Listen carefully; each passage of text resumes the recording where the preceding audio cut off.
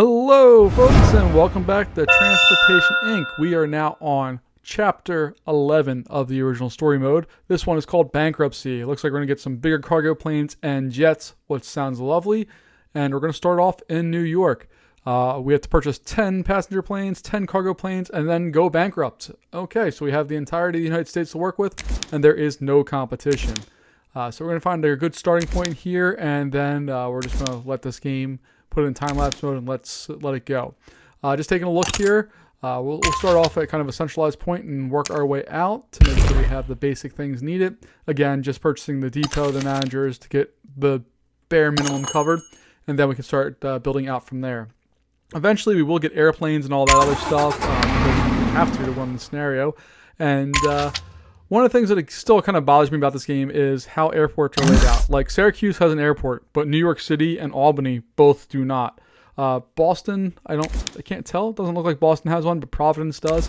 They're kind of all over the map. Like, even Erie, PA has a small airport, but New York City does not. So they're kind of randomly laid out, especially with what they're set up as. So just kind of keep a look on that.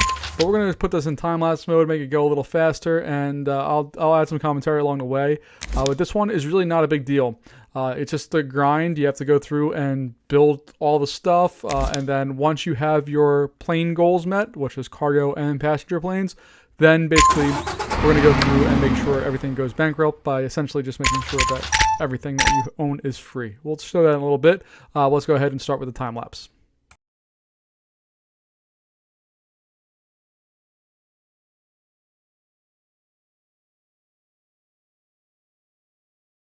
Now, it's really easy to start going in and adding on a lot of states and different access things, especially in the Northeast here where there's only one or two cities for each state. As we move farther out, they will get to be a little bit more numerous, but some of them are a little weird. Again, this game is a little funky with how it doles out stuff. Like once we get down to New Jersey and Pennsylvania a little bit, Philadelphia, not a city on the map at all, which is a little weird. We have Dover, and Trenton, which, I mean, you need Trenton because it's the capital, but it's still a little funky that some cities and places are not included in certain places.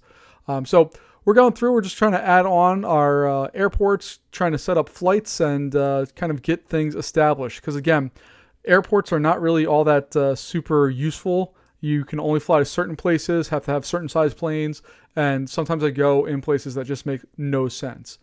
So I'm going through and adding a network here, and eventually what I'm going to do is I'm going to try to make a subsidy or two, or subsidiary, just to make sure that it can manage itself, give it a little money and go through, and it's just one of those things that you don't have to manage. I'm hit or miss with if I like these things or not. I haven't really been found a good flow with them where I'm happy, but they seem to do the job.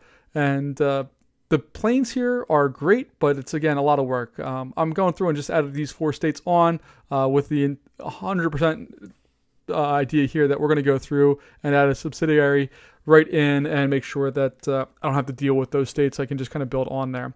But later in the game, I'm going to come back and build a whole lot more. Now, this time lapse is going to be really quick. I mean, this entire video is going to be like 9 or 10 minutes long, but the actual game time this took me was about an hour and a half, a little under that, but roughly an hour and a half of gameplay is what you're viewing from start to finish here. And yeah, it did get me up decently high in the rankings, not as high as I would have liked, but the highest one I think I've had in this video series. I finished the game at number 45 on the leaderboard. Usually I hover around the 60s. So I guess I did a decent job, but it's really not too big of a deal. And you can see as we start building out here, there's a lot of red dotted lines for your airplanes and cargo airplanes in particular. Trucks, you have to usually bump down the price on what it costs because they just take a long time. But airplanes you can bump the price up. Like if I were to make a route between 2 cities and one of them was a truck and one was an airplane, the truck one's going to be like $30 to $35. The airplane, you can get up $50-$60 depending on what it is. So while they cost significantly more, they haul a lot of stuff, but they also are able to save you a lot of money. Like Florida, I'm just building out air stuff right now. You'll notice that I kind of abandoned any ground game, and everything that I build for the most part is just to connect airports because that's the goal. We already have our cargo planes knocked out, and then we just need to be able to afford our airplanes. The basic airplane, not a fan of it. It just doesn't bring in enough revenue. It doesn't cover enough people. It only carries 30 people, and it's not super fast either. So I really like the second one, which carries 180 passengers, and you can either choose to have it be a little bit more fuel efficient. It'll slow it down, but otherwise the thing flies really fast. It can go really far, and really works really nicely.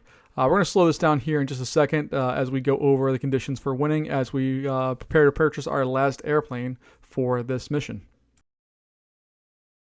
And the last airplane, even though I don't like them, are the most basic airplanes in the game. $3 million, and it carries 30 people. It's crazy. But we've satisfied all the conditions here of winning this thing, except for going bankrupt. So what I'm going to do here is I'm trying to find a list of all the vehicles, but unfortunately, like, you can't click on them and edit prices or things from that, at least from what I've seen. So what I just kind of paused the game. I went down and just started clicking on every vehicle I could find and changing that price down to 0 for everything. I'm sure there's a significantly better way to do this, but that's how I handled it.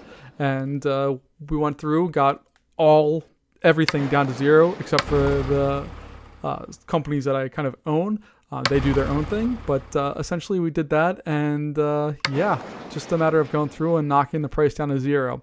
Because no matter what, the planes are going to fly, the cars are going to go, the trucks are going to do their shipments, and trains are going to stay on the tracks. But you also have to just remember that you're paying for the gas for all those things. So as you make your trip, it's going to cost your company money, and I succeeded making sure everything goes downhill real fast here.